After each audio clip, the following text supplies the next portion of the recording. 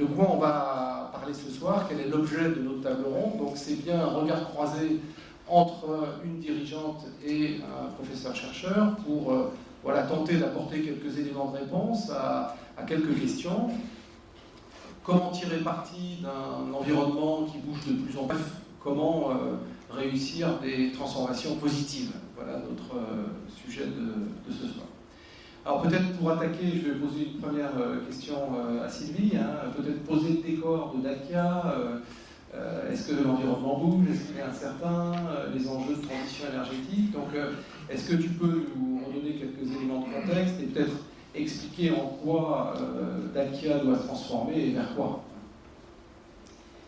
Merci Xavier. Bonjour à toutes et à tous. C'est un grand plaisir pour moi d'être parmi vous ce soir pour parler de ce sujet de la transformation qui est évidemment un thème quotidien du management, qui est un métier que j'adore faire effectivement. Alors Dalkia, c'est une grosse filiale d'EDF. Alors je ne sais pas si gros c'est le mot adéquat, mais c'est une filiale qui fait un chiffre d'affaires de 4 milliards d'euros aujourd'hui, qui comporte 16 000 personnes en France et à l'international, et dont le métier, c'est, je dirais, d'agir dans la lutte contre le changement climatique autour de deux grands axes. Notre premier métier, c'est le développement des énergies renouvelables, alors que j'appelle locales, parce que c'est des énergies renouvelables dont on parle peut-être un petit peu moins dans le groupe EDF, qui est aussi le premier acteur des renouvelables en Europe. On parle beaucoup évidemment d'éolien et de solaire pour produire de l'électricité renouvelable. Chez Dalkia, on produit de la chaleur renouvelable. Et c'est important de s'intéresser à la chaleur parce que quand on regarde la totalité des consommations d'énergie, en fait, la chaleur représente un peu plus de 40%, entre 40 et 50% d'ailleurs selon les pays, de la consommation d'énergie. Donc rendre renouvelable cette énergie est essentiel. On va aller se substituer à du gaz, à du fioul, à des énergies carbonées. Et on fait ça donc en développant la biomasse en local. Ça se situe à peu près largement moins 100 km des sites sur lesquels nous sommes, donc le bois énergie. Nous sommes le premier exploitant de bois énergie en France. On développe également la géothermie, on développe également le biogaz, on développe également de l'énergie que nous récupérons sur la chaleur des déchets, le waste to energy comme on dit.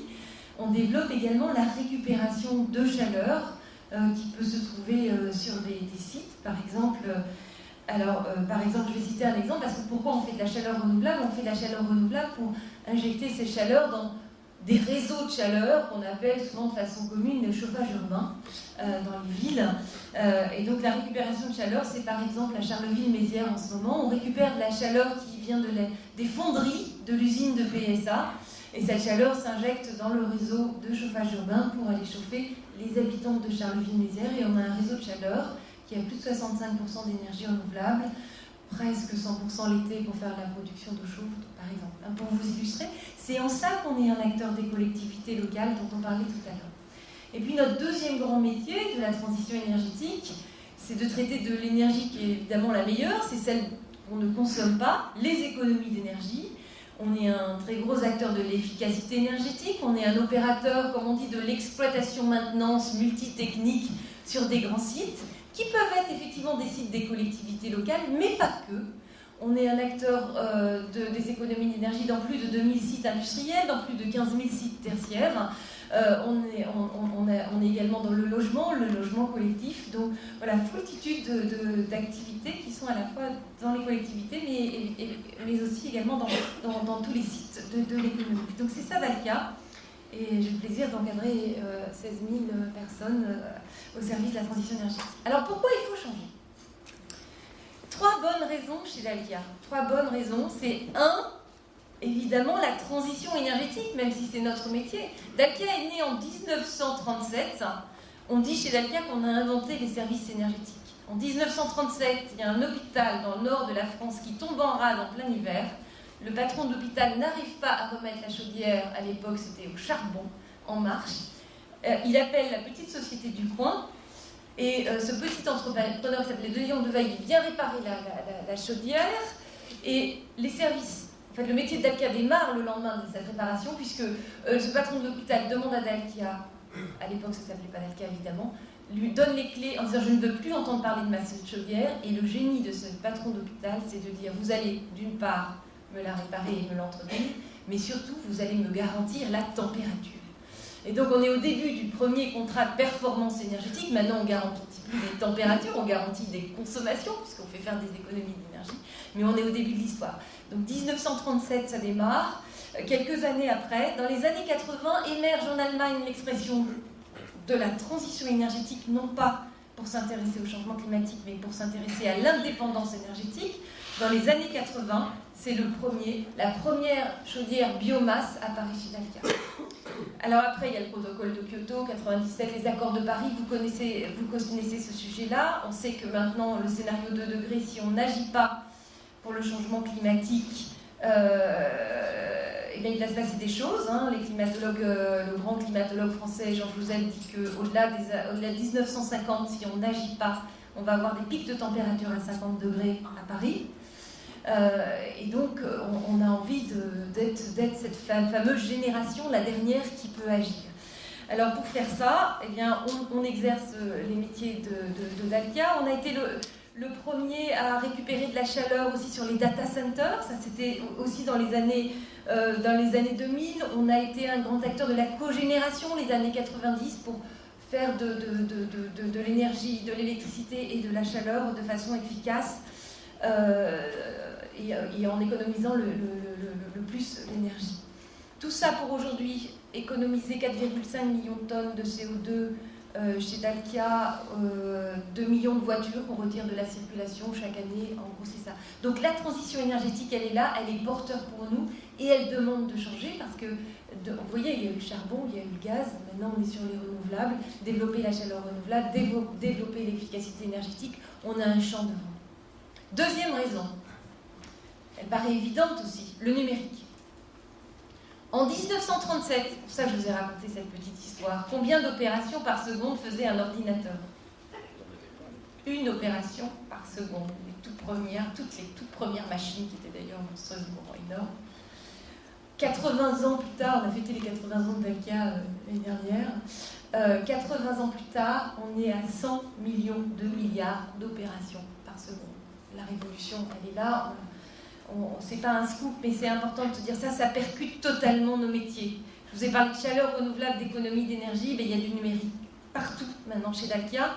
Les ordinateurs seront regroupés dans ce qu'on appelle des desks, des Dalkia Energy Saving Center, et nous pilotons nos installations à distance pour à la fois optimiser les mix énergétiques, donc produire le maximum d'énergie renouvelable à chaque fois qu'on peut le faire. On développe on pourra y revenir, des smart grids thermiques, et puis optimiser la façon dont on consomme l'énergie au quotidien grâce à l'exploitation des données. Ça, on fait ça tous les jours. Le truc évident, évidemment, c'est que, par exemple, on ne chauffe pas une salle de cinéma en prenant en compte que tout le monde est 100% dans la salle. Si on a la data du nombre d'entrées dans la salle, eh bien, on sait ajuster la consommation d'énergie en temps réel.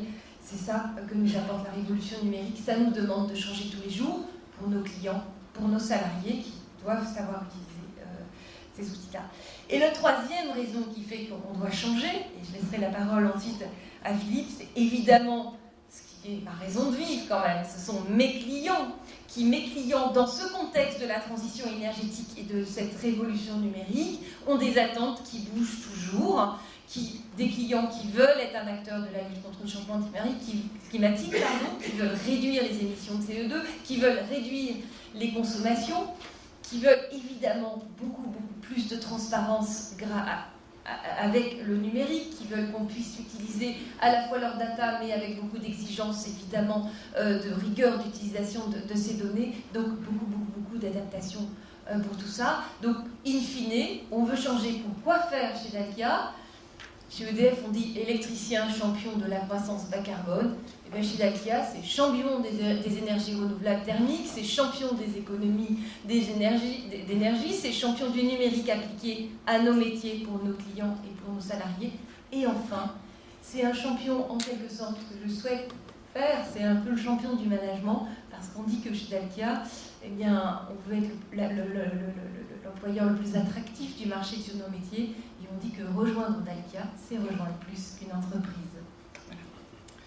Alors, Philippe, voilà l'exemple, je pense, intéressant de Dalkia.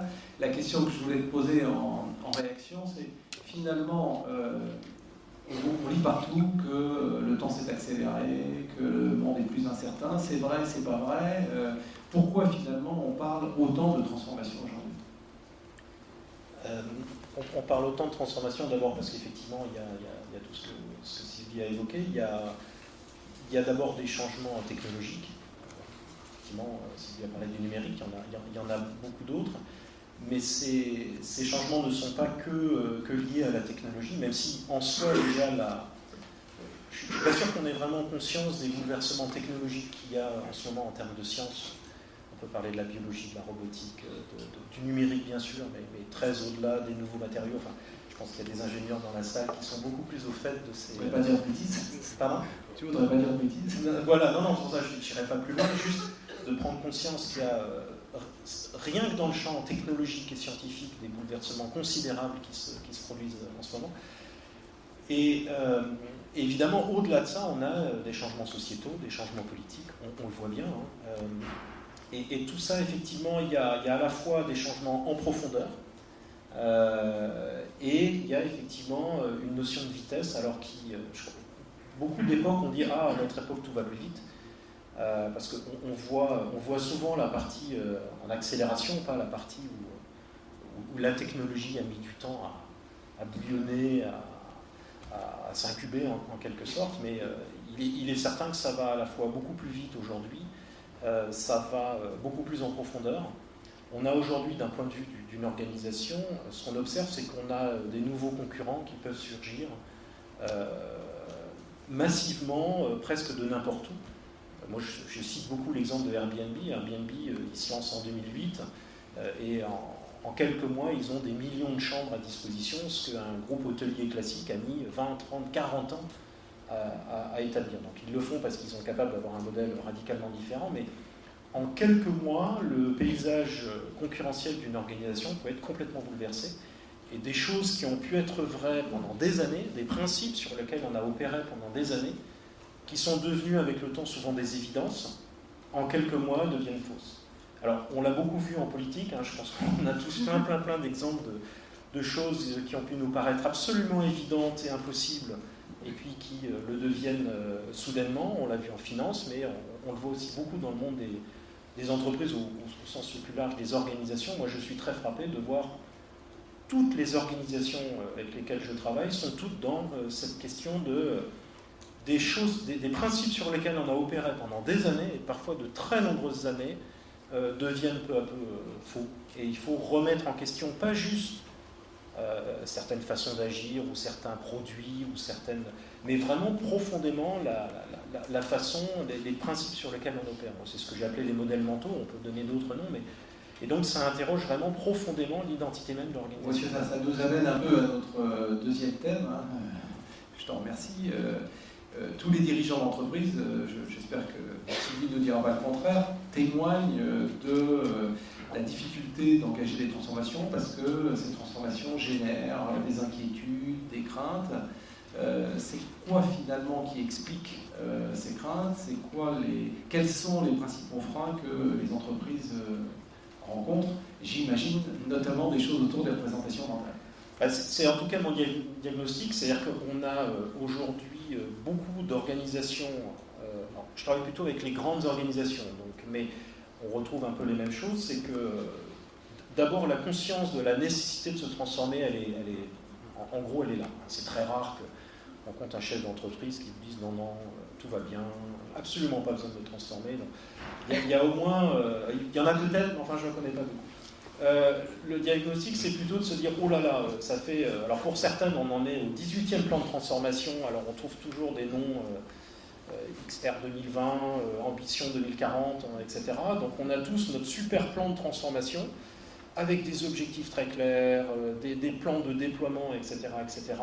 Beaucoup d'énergie et finalement pas grand-chose à la sortie. Jamais rien, mais en tout cas pas grand-chose.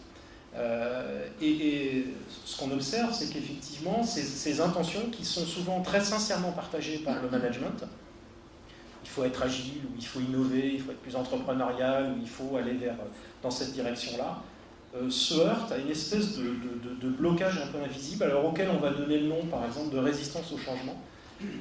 Mais en fait, c'est fondamentalement l'identité de l'organisation, les modèles qui ont fonctionné, et qui d'ailleurs fonctionnent souvent encore, c'est pour ça qu'on a du mal à les abandonner, parce que si notre modèle s'effondrait du jour au lendemain, on pourrait dire, bon, bah, ok, c'est entre guillemets facile de passer à un nouveau modèle. La difficulté, c'est que le modèle qui nous a servi depuis très longtemps fonctionne encore en général relativement bien, et il fonctionne tellement bien que en fait, il est une évidence. On ne voit pas ça comme une hypothèse de travail. C'est comme Kodak, pour qui la photo, c'est forcément un film. Et ça dure jusqu'en 2007 chez Kodak, sachant que le marché de la photo numérique, il a démarré à partir des années 90-95. Mais ça marche tellement bien que, en fait, il est extrêmement dur de remettre en question des choses que l'on voit comme des évidences, de les mettre sur la table et de dire, bah, c'était peut-être une évidence, ça ne l'est plus aujourd'hui, il faut qu'on arrive à remettre ça en question. Donc ça explique notamment, j'évoquais tout à l'heure, la résistance au changement, donc moi j'adore ce terme, parce que résistance au changement, ça traduit un modèle mental, en fait. Ça traduit l'idée qu'il y a quelque part, en général dans les étages de la direction générale, des gens qui savent clairement où il faut aller, et puis il y a des méchants quelque part dans l'organisation qui résistent. Et donc, ça c'est pas bien, parce que, alors ils résistent parce qu'ils savent pas, ou alors ils sont mal intentionnés. Et quand on parle à ces gens, ils ne sont pas du tout dans cette optique-là. Et donc, la façon dont on va décrire le problème, évidemment, traduit la façon dont on le voit, qui est la résistance au changement. Il y a des gens qui savent ce qu'il faut faire, et c'est très clair, et puis il y en a qui résistent. Quand on remet ça en question, on se dit, bah non, en fait, il y a une tension, il y a toujours une tension entre une intention qui peut être très largement partagée, et puis la réalité de l'organisation. Et tant qu'on ne met pas en avant cette tension-là, en disant, bah oui, typiquement, on veut être plus agile, on veut aller plus vite, mais pourquoi nos managers ne réussissent pas à aller plus vite ? Bah, par exemple, parce qu'on a une culture du consensus qui fait que tout le monde est impliqué dans la décision. Ah, et ça c'est pas bien. Ah bah si, c'est bien parce que cette culture du consensus nous a permis, par exemple, d'éviter des accidents industriels. Ah d'accord, donc on a une facette de l'identité de l'organisation, son modèle qui est extrêmement positif et qui est vécu très sincèrement par les collaborateurs de l'organisation comme l'une des raisons de la réussite de l'organisation. Et donc quand on leur dit « Ah oui, mais il faut aller plus vite dans les décisions », ça veut dire qu'en fait, implicitement, on attaque ce qui est vu comme la raison du succès. Et donc tant qu'on ne met pas ce conflit-là sur la table, eh bien on va buter sur des choses qu'on a du mal à maîtriser parce qu'évidemment, personne ne met sur la table.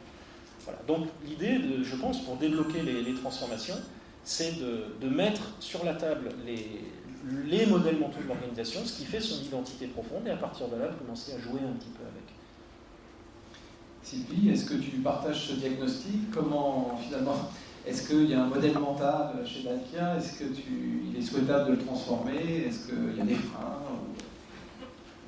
Moi, je partage bien l'idée qu'on ne change pas comme ça en un claquement de doigts. Il y a des choses qui peuvent paraître faciles, évidentes, mais si on ne prend pas conscience qu'il y a ces freins-là, ces représentations, moi je dirais qu'il y a quelque chose autour des peurs.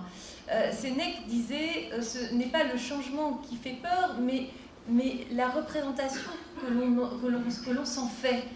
Et donc il y a plein de choses qui se passent là-dedans, et le changement finalement ça peut paraître naturel pour certains, et ça ne l'est pas forcément. Et donc ça demande du travail. Et donc dans ces peurs, ce que j'y lis, souvent j'y lis un sujet autour des compétences. Je ne vais pas savoir faire, Philippe l'exprime. Deux petits exemples tout simples. C'est le numérique. Par exemple, je reviens à ce sujet du numérique. Je partage bien que l'idée est qu'il y a plein d'évolutions technologiques en général. Le numérique, on produit des applications en ce moment pour nos techniciens, puisqu'ils peuvent suivre maintenant à distance la consommation d'énergie de leur site, ils peuvent relever, ils peuvent télécommander et corriger certaines alertes qu'ils reçoivent. Et donc ces applis, quand nous, on les voit arriver, nous managers, on les voit arriver, on dit mais qu'est-ce que c'est ? Ça a l'air facile d'utilisation, un petit peu comme l'appli à la maison pour faire ses courses. Et en fait, on se trompe en disant ça. Et quand j'écoute souvent le chef de projet, je dis mais tu prévois quoi pour informer ou former nos techniciens de cet nouvel objet? Oh, c'est intuitif. Et alors là, on a tout faux. Si jamais moi, à ce moment-là, j'avais entendu ça et je dis ah bah oui, c'est intuitif, je me trompe. En fait, quand on va sur le terrain, on écoute les techniciens, c'est pas intuitif pour eux. Il y a des gens qui sont très à l'aise avec l'application, qui vont aller fouiner tout de suite, c'est pas forcément d'ailleurs une question d'âge.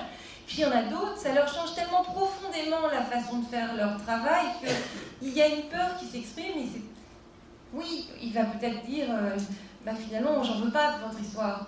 Mais non, enfin voilà, c'est à nous d'agir, c'est pas de la faute de la personne qui résiste, c'est au management d'accompagner ça.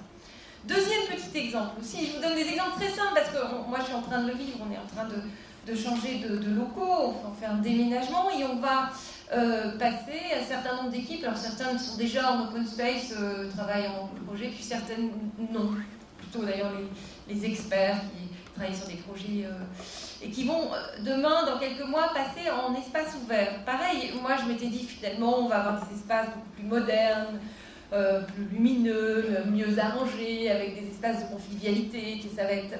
Et en fait, on se rend compte, j'ai animé moi-même 2 réunions au niveau du siège, je me rends compte à travers les questions que les gens posent que c'est pas si simple. Parce que ça va changer leur façon d'arriver au travail, leur façon d'interagir avec leurs collègues. Et donc à nous de le prendre en compte pour que finalement cette nouvelle dynamique s'orchestre bien. Donc j'appelle ça quelque chose autour des connaissances parce qu'il va falloir apprendre aux personnes, à nos salariés, de travailler différemment et d'intégrer un nouvel outil, une nouvelle façon de faire dans leur façon de travailler. Il y a autre chose que j'entends aussi souvent dans les peurs, c'est quelque chose autour de, alors je ne sais pas si le mot immobilisme est le bon mot, mais de quelque chose de oh là là, il va falloir changer, il y a une espèce de fatigue, ça ne s'arrête jamais. Donc le changement, ça demande de l'énergie. Ça demande donc ça aussi c'est un rôle du manager, d'aller injecter de l'énergie. Alors l'énergie c'est la motivation, mais il y a l'idée de dire on n'arrête pas de changer, c'est un peu fatigant en quelque sorte. Donc ça c'est quelque chose que je ressens, je ne sais pas si je l'exprime bien, mais en même temps je ne peux pas dire à mes équipes que ça va s'arrêter, ça ne s'arrêtera pas. C'est mon travail de faire en sorte de s'adapter tout le temps à mes clients, aux nouvelles technologies qui arrivent, voilà, au monde qui nous environne, qui va effectivement de plus en plus vite. Et ça, c'est aussi le dernier point. Je terminerai par ça dans ce que je ressens dans les freins au changement. C'est qu'on a tendance à s'inspirer effectivement des méthodes agiles, nourries par les équipes informatiques, etc., qui sont assez formidables. On met toutes les compétences autour de la table, on crée des équipes projets, on leur donne un objectif et on va cracher, si je peux m'exprimer ainsi, en quelques mois, on va sortir un nouveau produit, une nouvelle offre.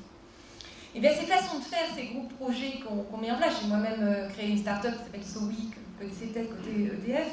Ces façons de faire, elles sont extrêmement efficaces, extrêmement dynamisantes, on responsabilise une équipe multidisciplinaire.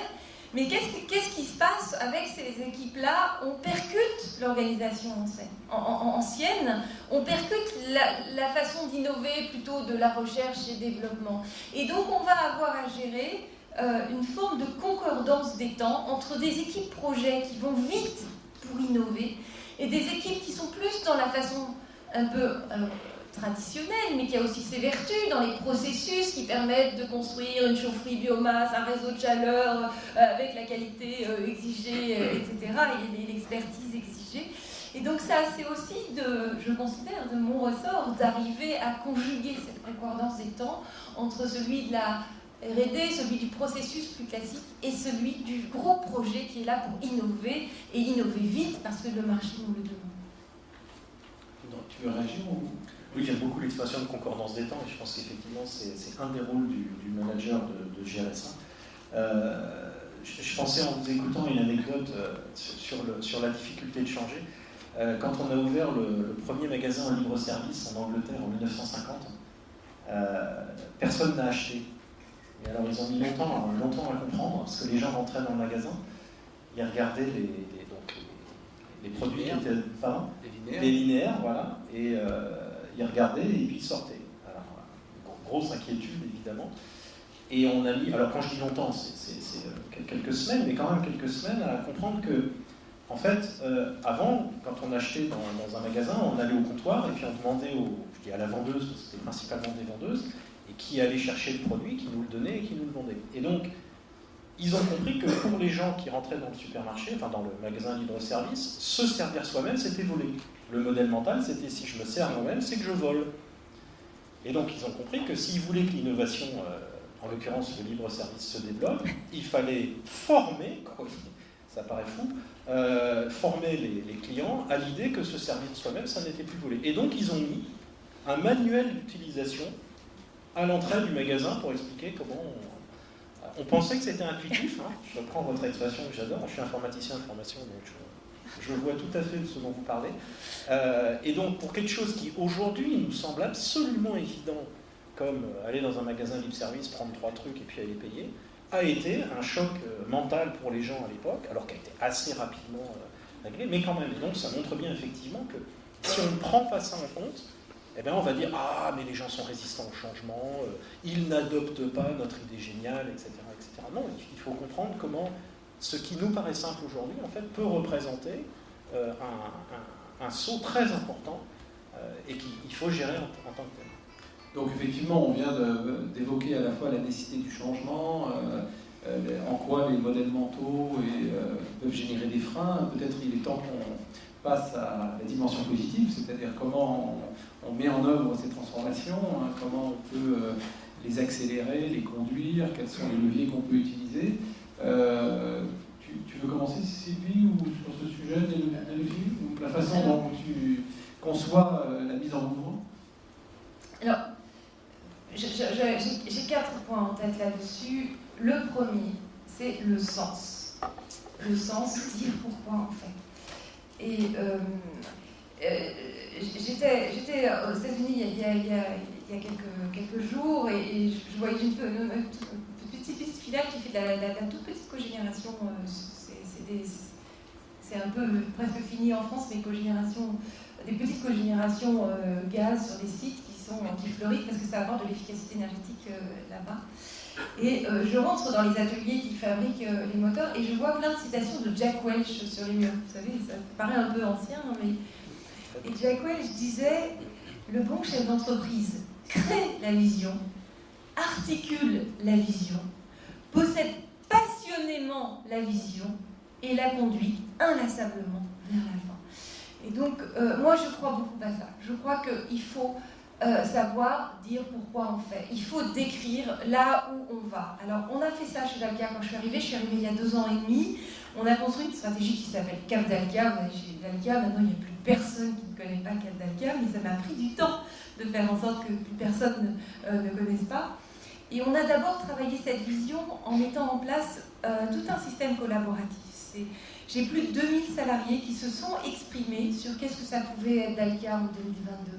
Ça a été, on a eu l'équivalent d'un bouquin de citations de nos salariés et on s'est inspiré énormément de ce qui a été dit dans ces phrases qui venaient de nos salariés, qui parlaient de nos clients, qui parlaient sur nos freins, qui parlaient de nos outils numériques, qui parlaient de la transition énergétique. C'était assez formidable. Et on a construit une vision qui s'appelle Cap Dalkia. Et je ne vais pas la détailler, qui est en fait un plan d'action. On articule la vision autour de 17 projets. On a donné ce sens. Dalkia, en 2022, c'est 50% d'énergie renouvelable dans son mix énergétique. C'est de dire à nos clients, à vos côtés, pour accélérer votre performance énergétique durable. Tous les salariés connaissent ça, ils connaissent les 4 piliers de Dalkia. Et ça, c'est un challenge. C'est mon deuxième point de la réussite. C'est que c'est bien beau d'avoir la vision, c'est comment on la passe